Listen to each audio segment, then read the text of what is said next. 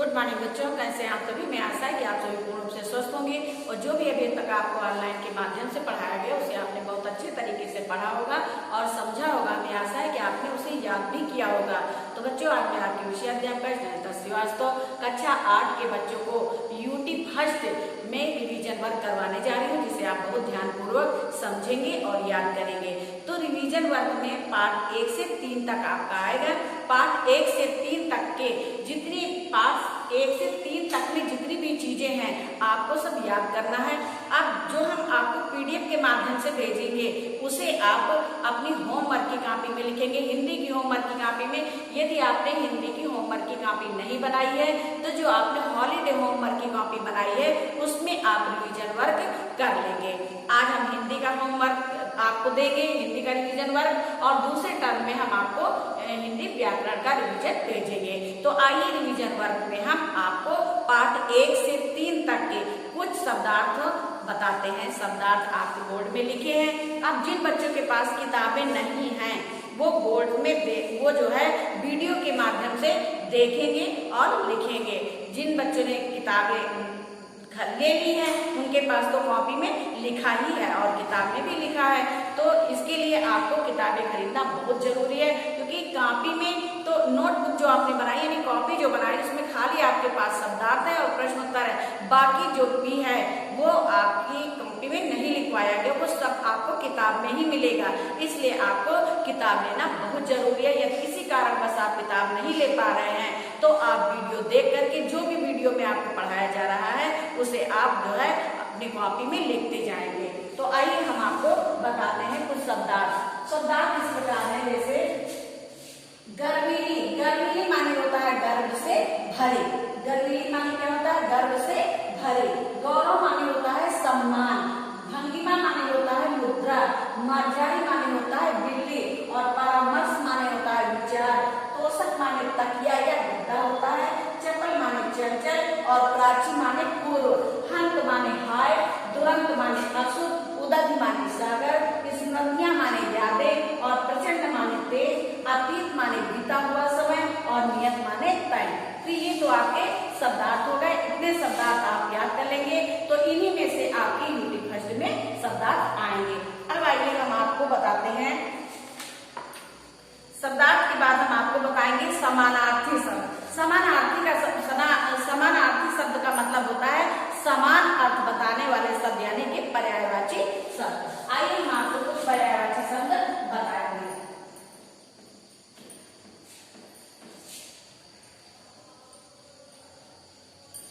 अब पाठ 1 से 3 तक में हर पाठ में जो है पर्यायवाची है नहीं, और जिन पाठों में है उनमें बहुत थोड़ी सी पर्यायवाचियां हैं।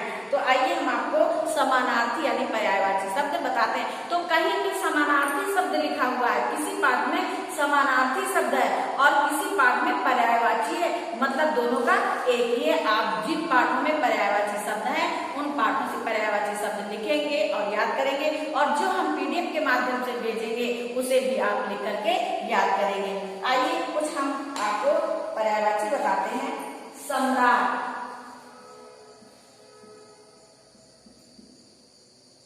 सम्राट। भवन।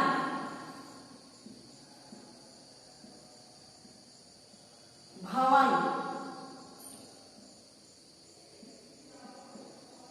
युद्ध। फूल।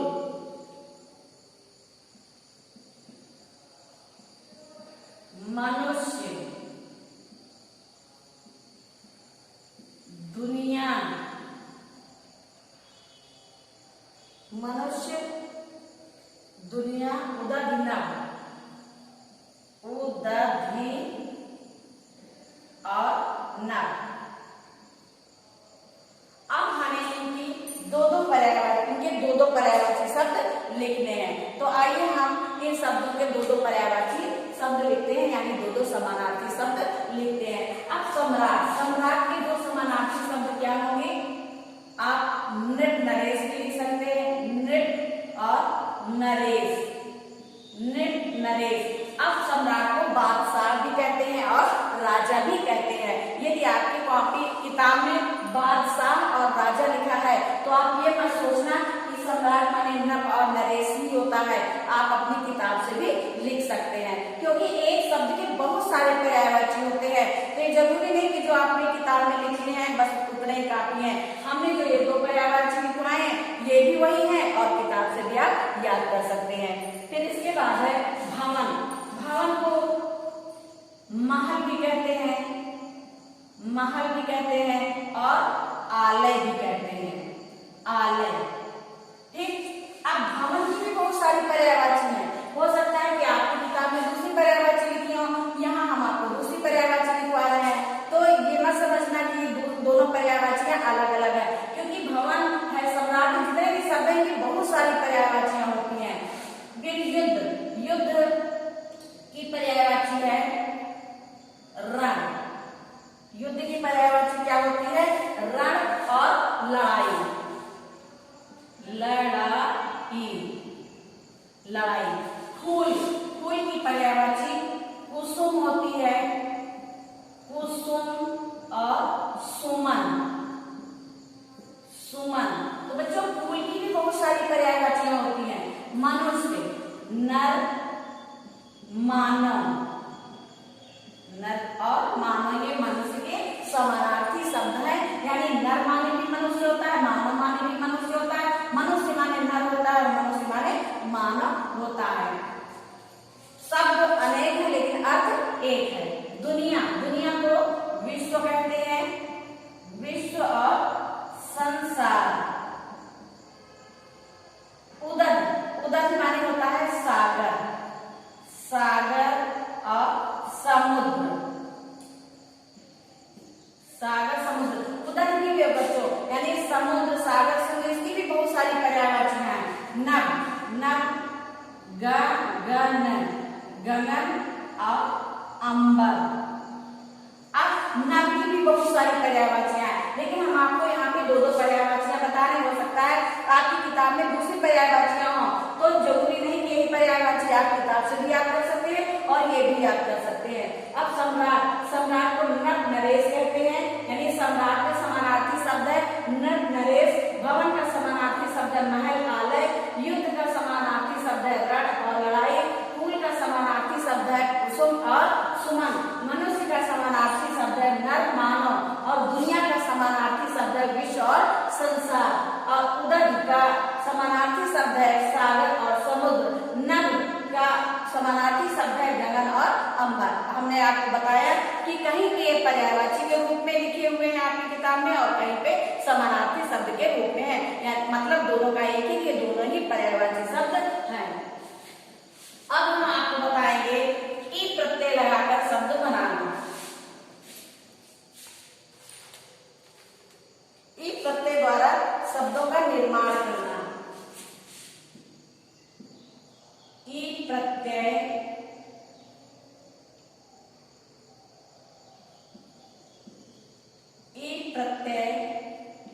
द्वारा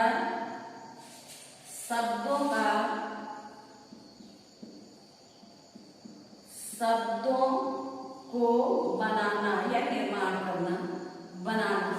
अब जैसे ई लिखा हुआ है, अब हम आपको मूल शब्द लिखेंगे, उसमें आप प्रत्यय लगा करके नए शब्द बनाएंगे। जैसे ऊंचा,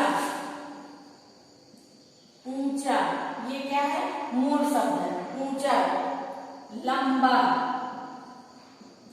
ऊंचा लंबा।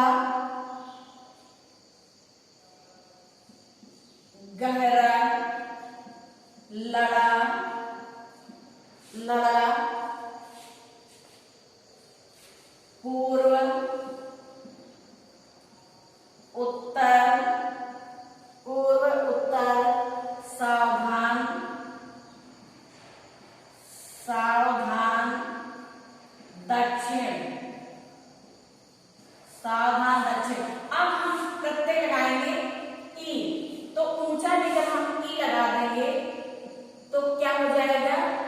ऊंचा ई। नया शब्द क्या बन जाएगा? ऊंचाई। अब सबने ई प्रत्यय ही लगाना है। लंबा में हम ई प्रत्यय लगा देंगे तो क्या हो जाएगा? लंबा ई, लंबाई। अब गहरा में हम ई प्रत्यय लगा देंगे तो क्या हो जाएगा? गहरा ई, गहराई। अब लड़ा में हम ई प्रत्यय लगा देंगे तो क्या हो जाएगा? लड़ाई, लड़ाई। इसके बाद पूर्व में हम ई प्रत्यय लगा देंगे तो क्या हो जाएगा? पूर्वी। क्या हो जाएगा? पूर्वी। इसी प्रकार जब हम उत्तर में बड़ी ई प्रत्यय लगा देंगे तो क्या हो जाएगा? उत्तरी, उत्तरी।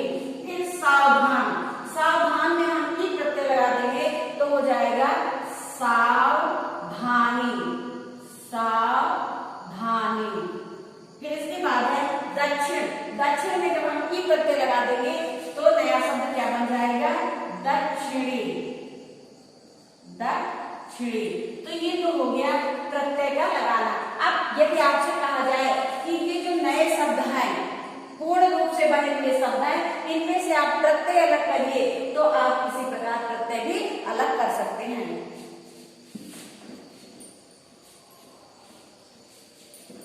अब इसके बाद हम आपको बताएंगे अर्थ लिखना।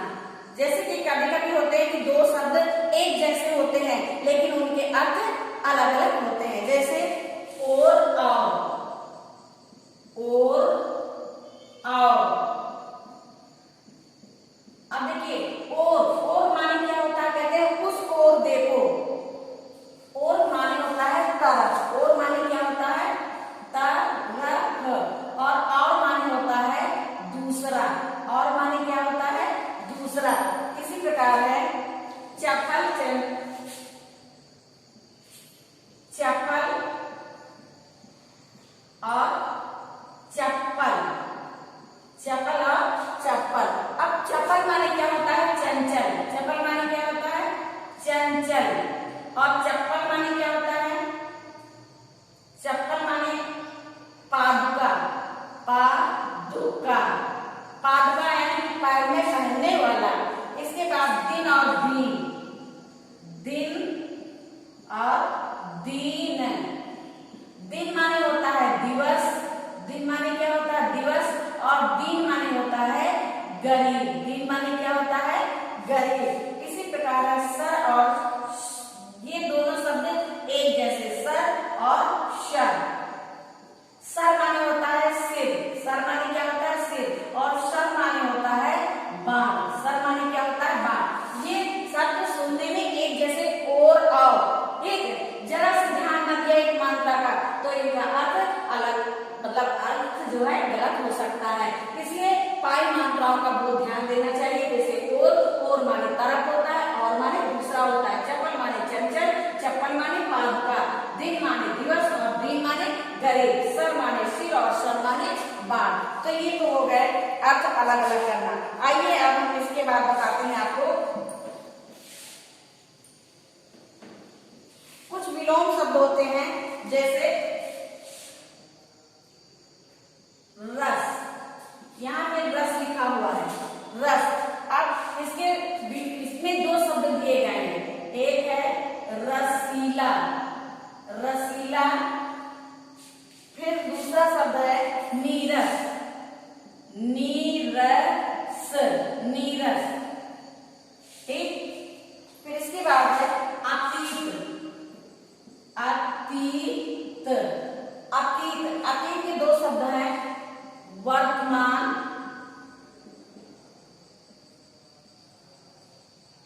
अतीत वर्तमान और भविष्य।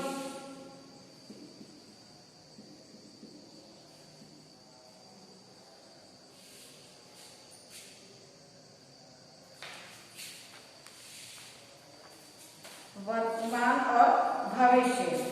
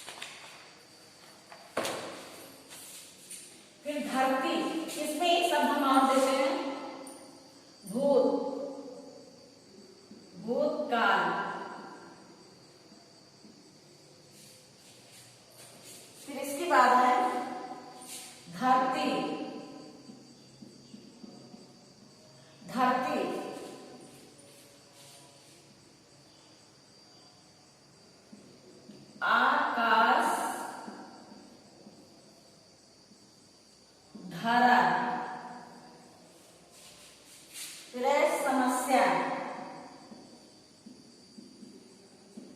समस्या, मुसीबत, मुसीबत और समाधान,